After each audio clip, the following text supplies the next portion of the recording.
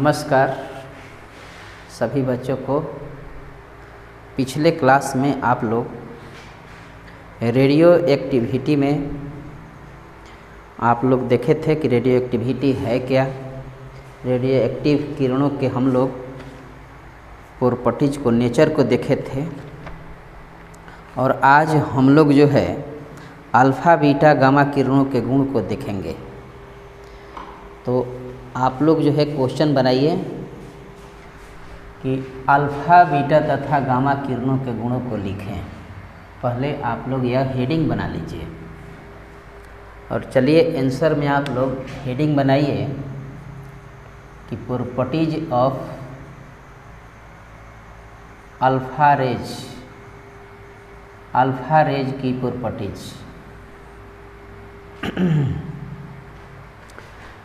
Alpha raise की उत्पत्ति जो होती है वह न्यूक्लियस से होती है, माने इसकी ओरिजिन जो है वह न्यूक्लियस है।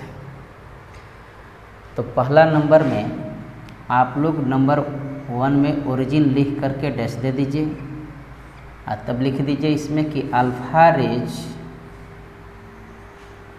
की ओरिजिन न्यूक्लियस है। न्यूक्लियस मतलब नाभिक है।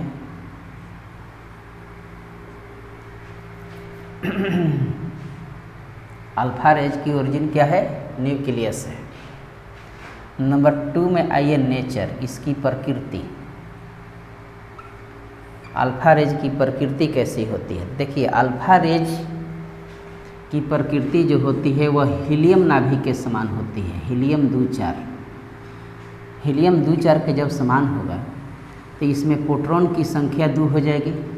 प्रोटॉन की संख्या कितनी हो जाएगी? 2 हो जाएगी। और न्यूट्रॉन की संख्या भी अगर निकालते हैं तो mass number minus atomic number होता है। Mass number A minus Z होता है। तो मास नंबर तो इसका 4 है और एटॉमिक नंबर 2 है। तो 4 में से 2 घटाइएगा तो इसका न्यूट्रॉन भी 2 हो जाएगा। तो अल्फ़ा रेज की प्रकृति जो होती है वह हीलियम नाभिक के समान होता है, जिसमें 2 प्रोटॉन और 2 न्यूट्रॉन होते हैं। तो लिख लिया जाए।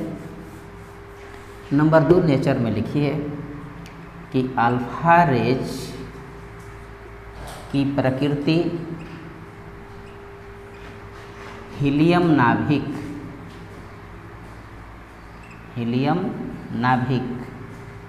कोष्ठ में हीलियम 2-4 लिख दीजिए के समान होती है।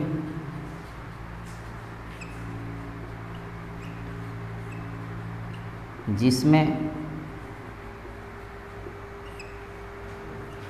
2 प्रोटॉन तथा 2 न्यूट्रॉन होते हैं। 2 न्यूट्रॉन होते हैं। पहले दोनों प्रॉपर्टीज उतारिए।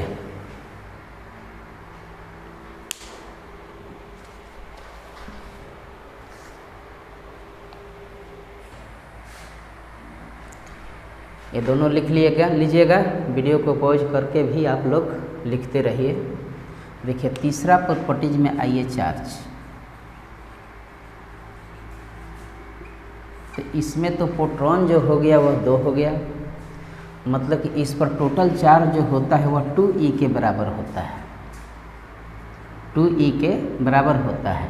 इलेक्ट्रॉन की संख्या बराबर प्रोटॉन की संख्या भी होती है। तो लिखिए कि अल्फ़ा रेज पर कुल आवेश मतलब टोटल चार्ज बराबर कुल आवेश 2e के बराबर होता है।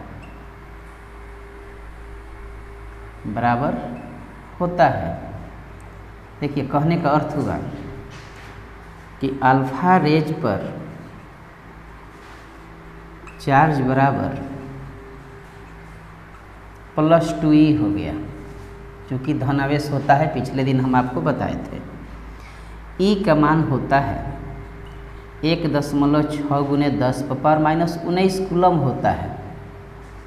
मल्टीप्लाई कीजिएगा तो आपका मान आ जाएगा कि +3.2 गुणे 10 पर पावर -19 कूलम इतना चार्ज होता है इस पर अल्फा रेज पर। ओके, अब आप लोग जो है चौथा प्रॉपर्टीज लिखिए। चौथा प्रॉपर्टीज में हम लोग मास लिखेंगे। देखिए, अल्फा रेज का द्रव्यमान जो होता है, अगर हाइड्रोजन का द्रव्यमान चाहे प्रोटॉन का द्रव्यमान देखिएगा तो यह सूत्र होता है हाइड्रोजन का। तो इसका मास तो 1 है, लेकिन इसका मास कितना है? 4 है। इसका अर्थ हुआ कि अल्फा रेज का जो मास होता है वह प्रोटॉन के मास का कितना गुना होता है? 4 गुना होता है। देखिए, एक प्रोटॉन का सूत्र हुआ, चाहे सिंपल हाइड्रोजन हो गया, तो इसका मास नंबर जो होता है 1 होता है, लेकिन इसका मास नंबर अल्फा का कितना है? 4 है। तो इसके मास का यह कितना गुना है? 4 गुना होता है। तो मास में लिख देंगे हम लोग कि अल्फा रेज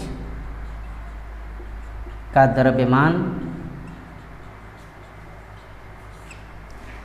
प्रोटॉन के द्रव्यमान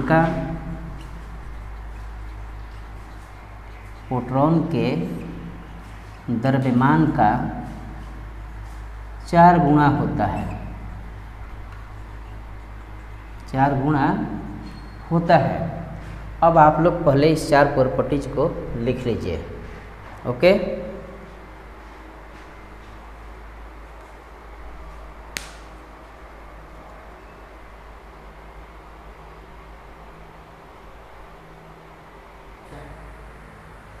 आप लोग जो है वीडियो को पॉज करके भी इसको लिखते रहिएगा। वीडियो को पॉज कर लेंगे, उसके बाद में जो है लिखिएगा। चलिए आगे बढ़ा जाए। ओके, नंबर 5 में लिखिए आप लोग स्पीड, मतलब कि इसकी चाल कितनी होती है। तो अल्फा रेज की चाल हवा में NTP पर 10 पर पावर लगभग कहिए लगभग 10 पर पावर 7 मीटर पर सेकेंड होती है। देखिए, अगर प्रकाश का चाल देखते हैं तो 3 गुने 10 पर पावर 8 होता है। उसमें 10 पर पावर 7 से भाग अगर दे देते हैं तो लगभग 10 बार में कटेगा। अगर 3 को निगलेक्ट कर देते हैं तो लगभग 1/10 गुना हो जाएगा।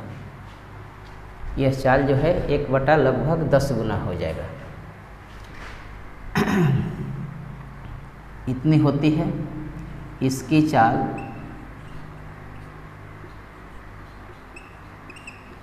प्रकाश के चाल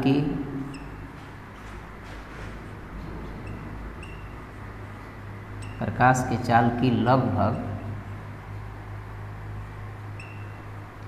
1/10 गुनी होती है। 1/10 गुनी होती है। ओके, नंबर 6 में आप लोग इसका लिखिए आयोनाइजिंग पावर। आयोनाइजिंग पावर का मतलब होता है कि आयन में बदल देना।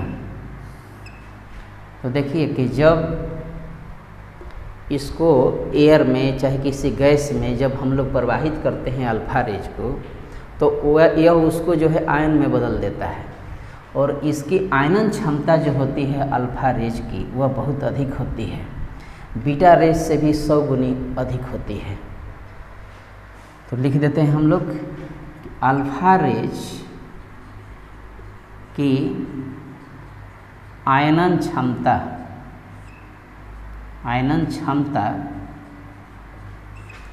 सबसे अधिक होती है।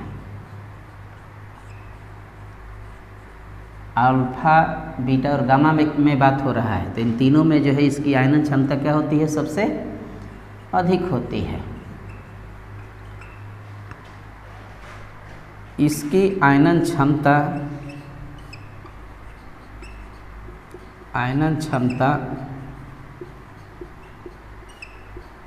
बीटा रेज से 100 गुनी होती है, 100 गुनी होती है। 6 तक लिखिए आप लोग। नंबर 7 में आप लोग हेडिंग बना दीजिए penetrating power. Penetrating power, penetrating power को हम लोग हिंदी में कहेंगे भेदन क्षमता। भेदन क्षमता। पिछले दिन हम आपको बताए थे नेचर में कि अल्फ़ा रेज का स्पीड सबसे कम होता है, अल्फ़ा रेज से अधिक होता है बीटा का, बीटा से भी सबसे अधिक गामा का होता है। तो जिसकी स्पीड कम होगी उसका भेदन क्षमता भी क्या होगा, सबसे कम होगा। तो अल्फ़ा रेज का भेदन क्षमता जो होता है बीटा और गामा रेज से कम होता है। तो लिख लेते हैं इसको कि इसकी भेदन क्षमता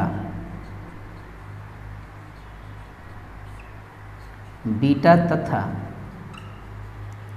गामा रेज से, बीटा तथा गामा रेज से कम होती है, कम होती है। देखिए बीटा रेज और गामा रेज से भेदन क्षमता कम होती है, किसकी, अल्फ़ा रेज की। ओके। अब आप लोग जो है नंबर 8 प्रॉपर्टीज में आइए। 8 प्रॉपर्टीज में हम लोग हेडिंग दे देते हैं range in air. Range in air मतलब कि हवा में जो है ना यह कितना डिस्टेंस तय करता है। तो अल्फ़ा रेज का रेंज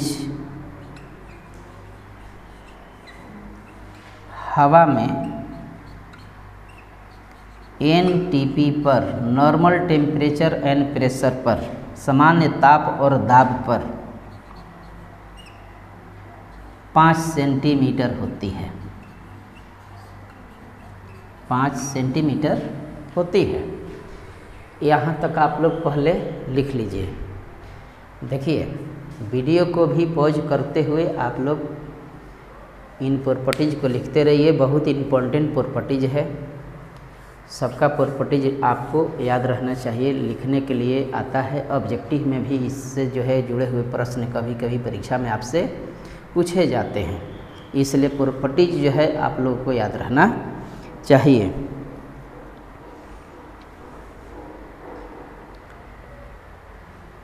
ओके, वीडियो को पॉज करके लिख लीजिए। आगे बढ़ा जाए। ओके। अब नंबर आप लोग 9 बनाइए कि effect of electric and magnetic field, मतलब कि इस पर इलेक्ट्रिक और मैग्नेटिक फील्ड का कोई प्रभाव पड़ता है कि नहीं। देखिए हम आपसे कहे थे कि जब इलेक्ट्रिक फील्ड जब अप्लाइड किए थे तो गामा रेज सीधे निकल गया था, जबकि बीटा जो है पॉजिटिव प्लेट की ओर मुड़ा था क्योंकि उस पर नेगेटिव चार्ज होता है, और अल्फ़ा जो है वह आपका नेगेटिव की ओर मुड़ा था क्योंकि इस पर जो है पॉजिटिव चार्ज होता है अल्फ़ा पर। तो ये दोनों जो है पॉजिटिव चाहे नेगेटिव प्लेट की ओर मुड़ने का अर्थ हुआ कि अल्फ़ा हुआ चाहे बीटा हुआ, ये दोनों इलेक्ट्रिक और मैग्नेटिक फील्ड द्वारा प्रभावित होते हैं, जबकि गामा रेज पर कोई प्रभाव नहीं पड़ता है। ऐसे विद्युत चुंबकीय तरंग जो होते हैं, इलेक्ट्रोमैग्नेटिक वेव जो होते हैं, उस पर जो है इलेक्ट्रिक और मैग्नेटिक फील्ड का कोई प्रभाव नहीं पड़ता है। लेकिन अल्फ़ा और बीटा किरणें जो है इलेक्ट्रिक और मैग्नेटिक फील्ड द्वारा प्रभावित होती हैं। तो इस बात को लिख लिया जाए।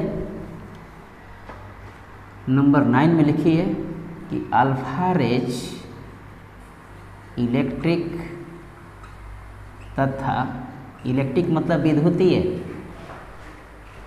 तथा मैग्नेटिक, मैग्नेटिक मतलब चुंबकीय फील्ड द्वारा प्रभावित होती हैं, प्रभावित होती हैं। नंबर 10 में अब लिखिए आप लोग, अगला प्रॉपर्टीज फोटोग्राफिक प्लेट, हेडिंग दे दिया जाए फोटोग्राफिक प्लेट। देखिए अल्फा किरणें जो है फोटोग्राफिक प्लेट को भी प्रभावित करती हैं। अल्फा रेज फोटोग्राफिक प्लेट को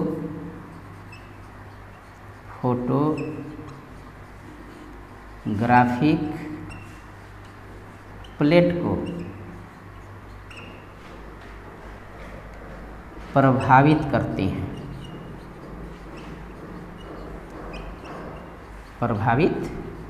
हैं, ओके। अब इस बात को पहले आप लोग लिख लीजिए।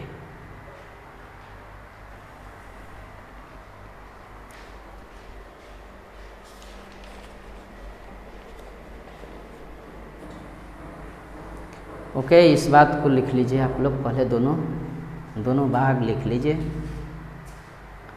Effect of electric and magnetic field, तो अल्फा किरणें जो है इलेक्ट्रिक, विद्युतीय और चुंबकीय क्षेत्रों द्वारा प्रभावित होती है और यह फोटोग्राफिक प्लेट को भी प्रभावित करती है। अब हम लोग हेडिंग देते हैं properties of beta raise. Beta raise का प्रॉपर्टीज हम लोग अब देखेंगे, ओके। इसको मिटा दें। चलिए नंबर 1 में लिखिए ओरिजिन, मतलब कि बीटा रेज की ओरिजिन क्या है, कहाँ से इसकी उत्पत्ति होती है। तो बीटा रेज की भी उत्पत्ति जो होती है वह नाभिक से होती है। बीटा रेज की ओरिजिन न्यूक्लियस है। न्यूक्लियस मीन्स आपको बताए हैं अभी कि नाभिक है। इसकी उत्पत्ति किससे होती है, तो नाभिक से होती है। नंबर 2 में आप लोग लिखिए नेचर। नेचर मतलब कि प्रकृति।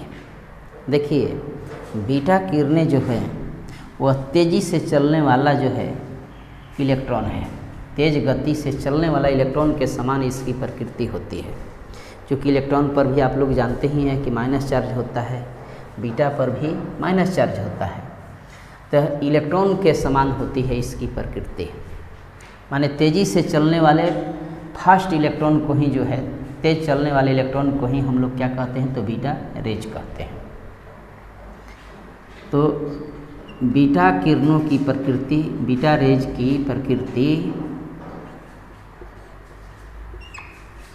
फास्ट मूविंग इलेक्ट्रॉन,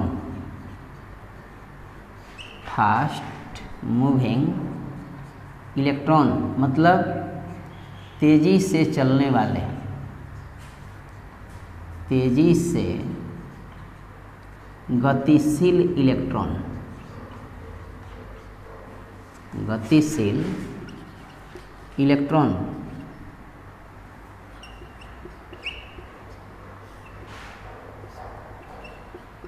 के समान होती है।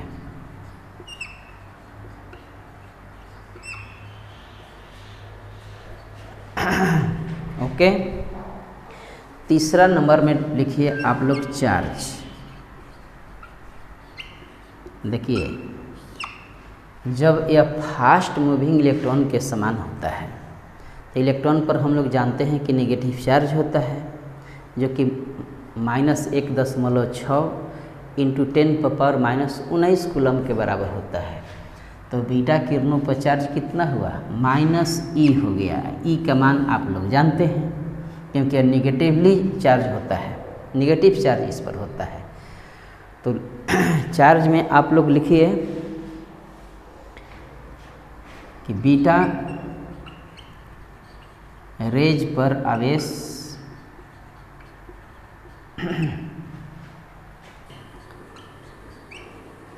इलेक्ट्रॉन के समान होता है, अतः बीटा रेज पर charge is equal to -e -e का मान रख दीजिए तो -1.6 गुणे 10⁻⁻19 कूलम के बराबर होता है बीटा रेज पर जो चार्ज होता है। अब आप लोग नंबर 4 में हेडिंग बनाइए मास।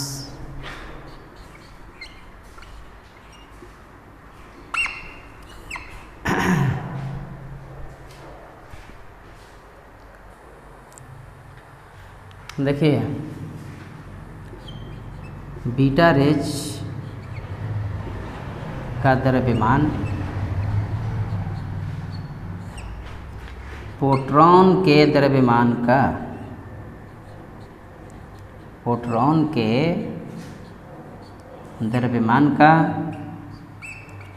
1/36 गुना होता है। 1/36 गुना होता है। पहले इस बात को आप लोग लिख लीजिए।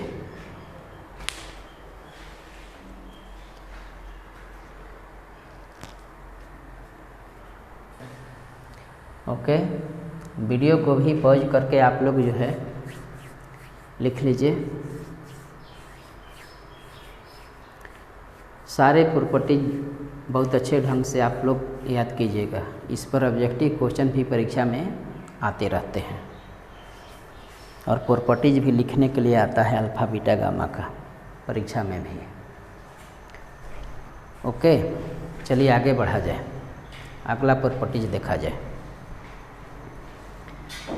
इसका स्पीड हम लोग नहीं अभी देखें, स्पीड लिख दिया जाए। आयोनाइजिंग पावर क्या होता है। ओके,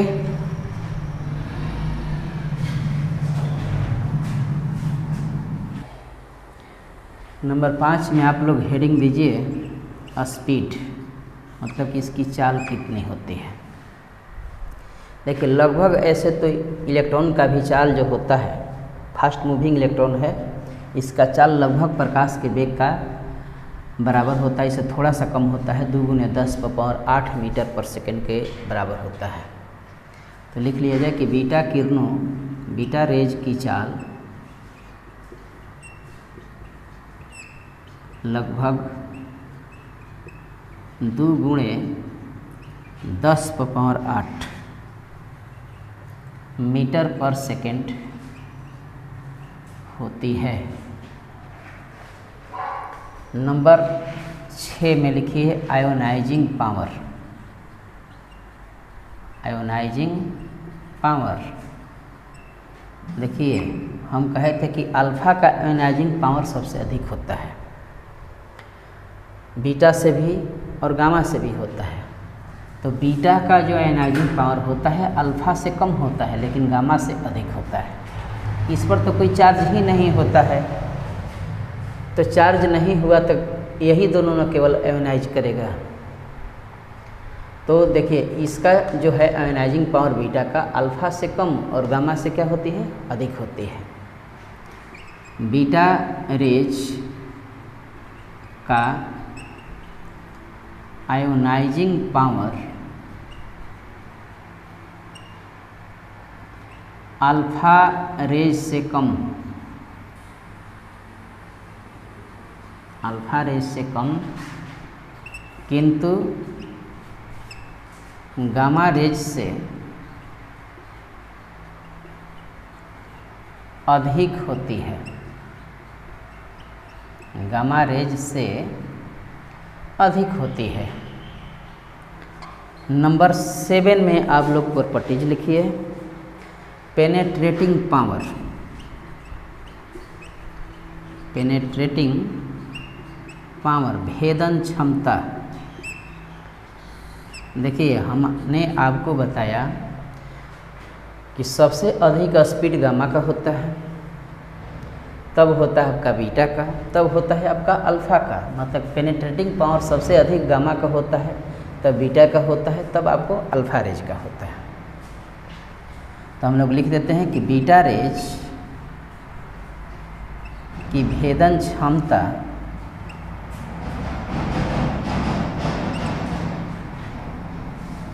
अल्फ़ा रेज से अधिक, किंतु गामा रेज से कम होती है। ओके, नंबर 8 में आप लोग लिखिए range in air. Range in air मतलब कि हवा में यह कितना दूरी तय करता है एनटीपी पर। अल्फा रेंज जो है 5 सेंटीमीटर करता है, यह 750 सेंटीमीटर करता है, और यह तो अनंत हो जाएगा क्योंकि इन्फिनाइट डिस्टेंस तय करता है। तो चलिए बीटा रेज का रेंज देखा जाए। तो बीटा रेज का रेंज हवा में एनटीपी पर 750 सेंटीमीटर होती है। ओके, इसका रेंज कितना होता है? 750 सेंटीमीटर होता है। आप लोग इस बात को लिख लीजिए, तब आगे देखा जाए।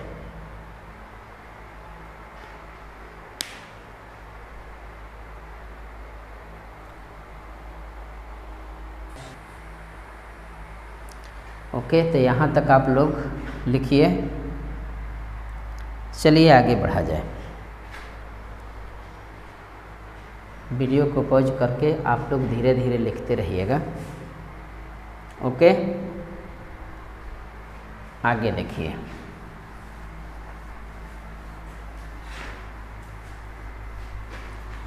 नंबर 8 में आप लोग 8 तक लिख लिए आप लोग। 9 में हेडिंग बनाइए effect of electric and magnetic field. Effect of electric and magnetic field. अभी हम आप लोग को बताए हैं कि अल्फ़ा और बीटा किरणें जो हैं इलेक्ट्रिक और मैग्नेटिक फील्ड द्वारा प्रभावित होती हैं। गामा किरणें इसके द्वारा प्रभावित नहीं होती हैं, वो विद्युत चुंबकीय तरंग है, उस पर कोई चार्ज नहीं होता है।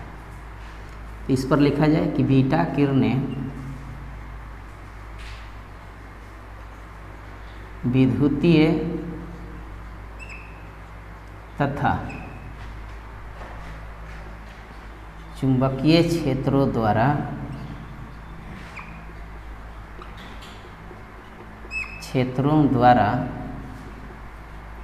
प्रभावित होती हैं।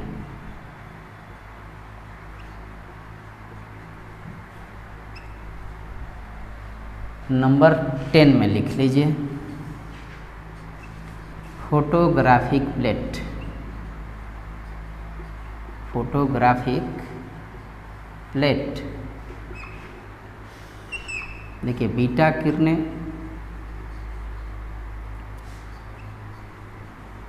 फोटोग्राफिक प्लेट को प्रभावित करते हैं। फोटोग्राफिक प्लेट को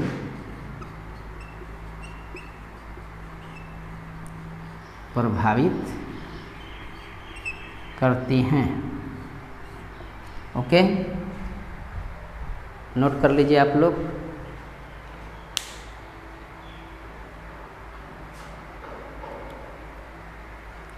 हो गया?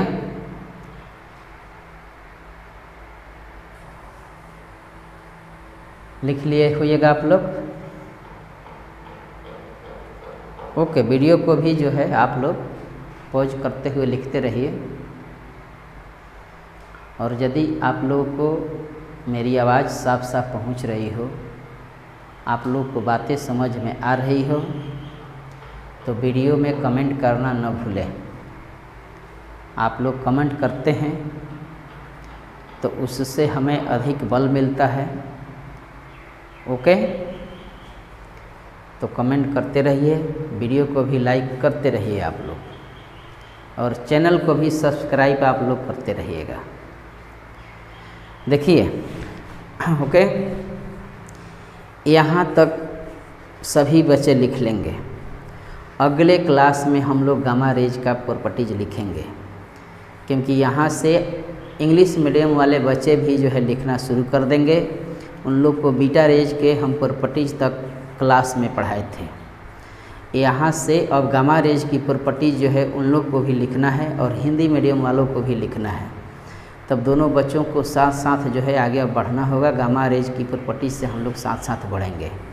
तो चलिए आज के लिए इतना ही। एकदम बिल्कुल मन लगा करके पढ़ते रहिए। यह समझना होगा कि कोरोना तो है ही, देश में बहुत बुरी तरह से हम लोग उससे प्रभावित हो गए हैं और ऐसे पीरियड में आप लोग घर पर रह के सुरक्षित रह करके रेगुलर अगर आप मेहनत करते हैं तो मैं आप लोगों के लिए सुंदर से सुंदर वीडियो जो है बनाता रहूँगा और कोशिश करूँगा कि लॉकडाउन में रहते हुए भी हम लोग, पिछले साल भी देखिए लॉकडाउन में लड़का जो है रह कर के पढ़ा है और बहुत बेस्ट रिजल्ट लाया है। लेकिन उन लोग की रेगुलरिटी जो है बेहतर होने के चलते जो है वो लोग अच्छे रिजल्ट को प्राप्त किया। हम उम्मीद करते हैं कि आप लोग भी उन लोगों से थोड़ा प्रेरणा लें और उन लोगों से भी एक कदम आगे रहते हुए आप लोग अगर रेगुलर स्टडी घर पर करते हैं तो और बेस्ट हम लोग कर सकते हैं। तो चलिए आज के लिए इतना ही। अगले क्लास में फिर हम लोग मिलेंगे। बहुत बहुत धन्यवाद। ओके।